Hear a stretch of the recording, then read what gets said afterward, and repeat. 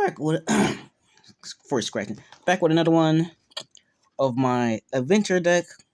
Seeing me do some gameplays on the channel. Definitely check out the playlist. Another deck that I think is really strong. Maybe we can get a few more support cards. I think it'll really take it there. But as far as draw power, there's few decks or a few other green decks that's outpacing this as far in that regard.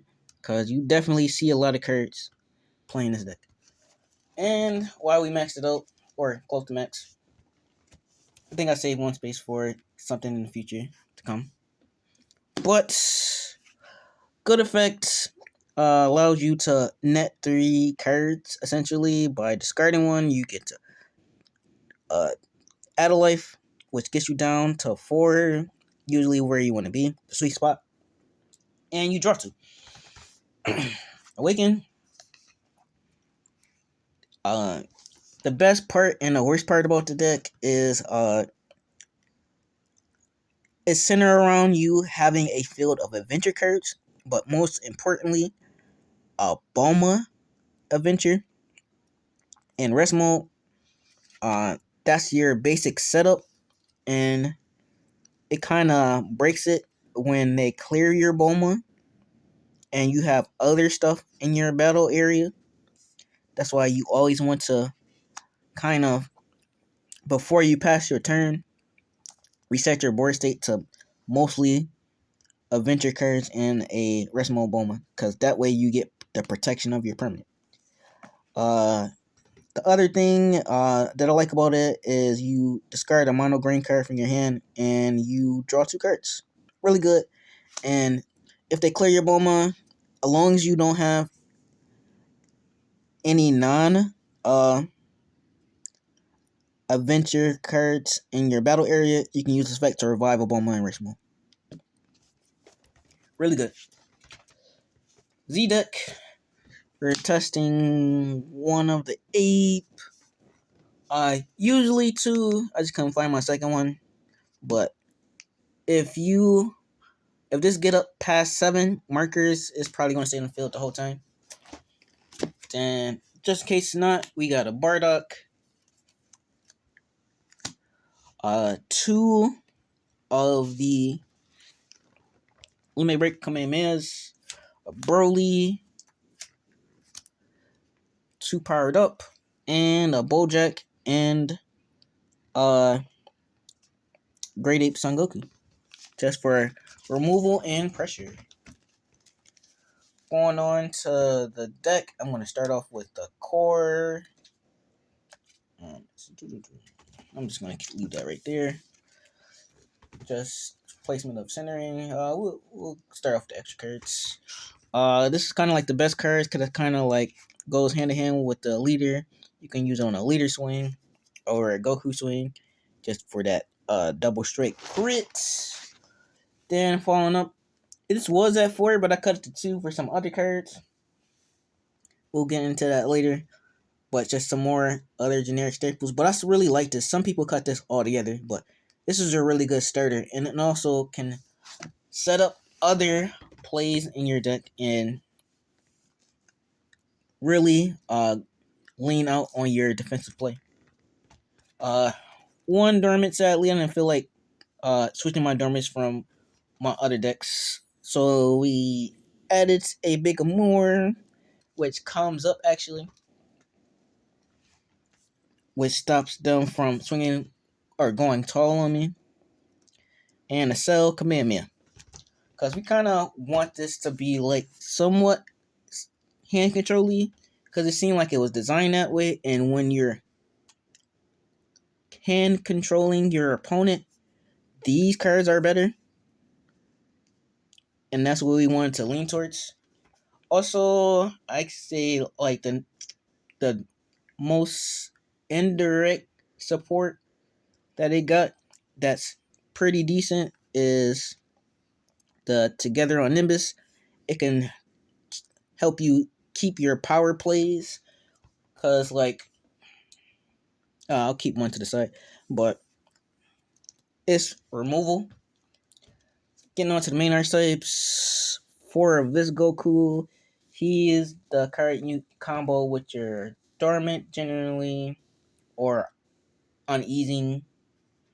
Also, he's kind of uh onboard field clearance because he power himself up if he's battling a battle card, and you can keep him active afterwards for blocker.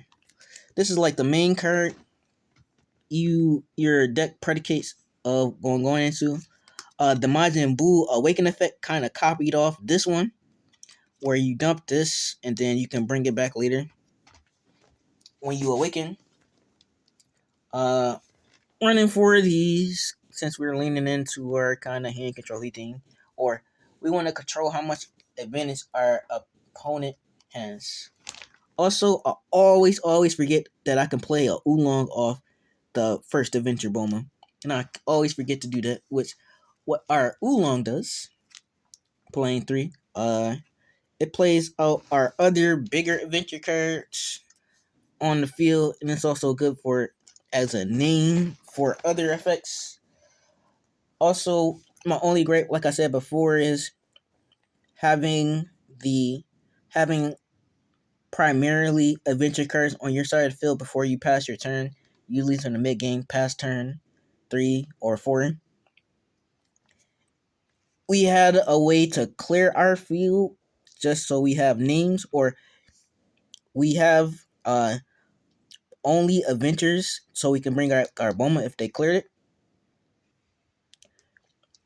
And also gives you value, and also it recycles your Yamcha, which I didn't like at first. I wanted to cut Yamcha, but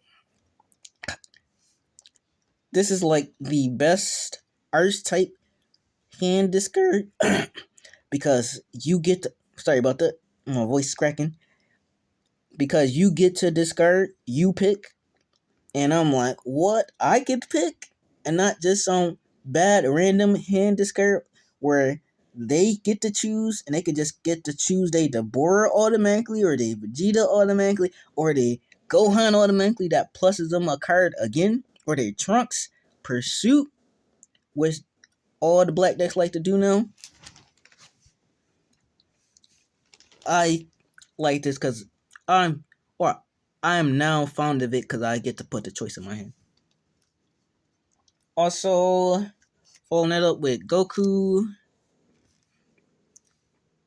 just pressure, and usually what I use my command man on, because if I have this out and Roshio is kind of free. And for our last card, that's of the archetype, because this archetype is huge in here. But huge but necessary, because you gotta a lot of cards predicate you having other archetype cards to combo with it, but that's fine. Super combos, Chi-Chi's is searchable. That's why we run a 2-2 split. Like I said before, I love 2-2 splits, especially with the tuck ones and the ones that don't require me to be at 4 or less and still let me draw 2. Those are my favorite ones. But this is green. One of green's best deterrents. Even though every color in red use this more than the green decks use this, which more green decks use this probably be like a new tournament card. I could see this being like reprinted again in our like one of our not TPs but our regional waves again, because it's just that good. Offense or defensively, and disrupt Z deck setups. Mostly what it's in here for. Knock off super combos and disrupt you from building a Z deck or Z energy. Defensively, we got our Majin Boos, cause our our Z Unison gets a insane amount of markers with the amount of adventure cards we play. Uh, kind of keeping light on that hand control aspect of it, and crit is always good. I forgot my other adventure card. I think it had crit. Then, lastly, Spirit Bomb. Sometimes you just need a board wipe, and also a way to rest your Bulmas that are, when it goes back to your turn, if it stayed alive, uh, it's in active mode, and sometimes you want it to be in rest mode, so other effects are in play. That's why we have that in there primarily, but this gets mileage after turn 4. Same with this Goku. Me and my friend love running this Goku. It's the truth. Like I said before,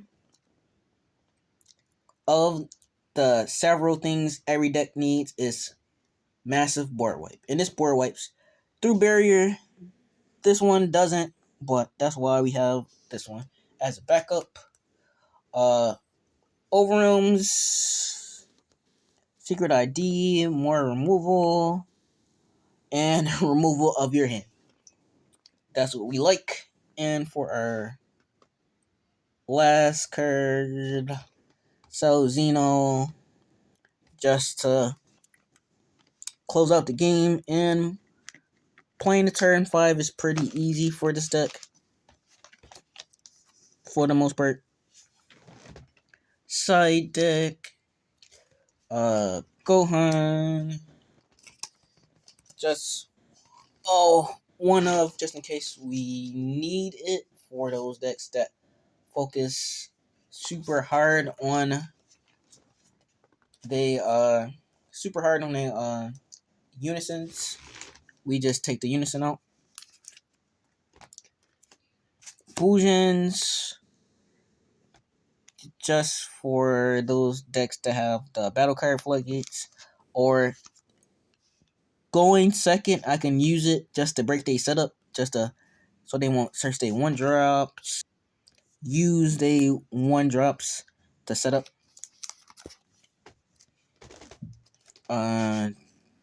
Two Boos, greatest defense. If you don't punish it, I'm just gonna let it carry me to the next turn. Same with this Hercule, but usually don't like to stay on the field too long. And I'll let it stay a turn if I have my Bulma. If I don't, I usually clear this with my Poor. And that's something I learned through playtesting it. All these other cards that's not adventure, I eventually gotta clear them to set back up the protection for my adventures. So keep that in mind. But it's just another layer, intermediate layer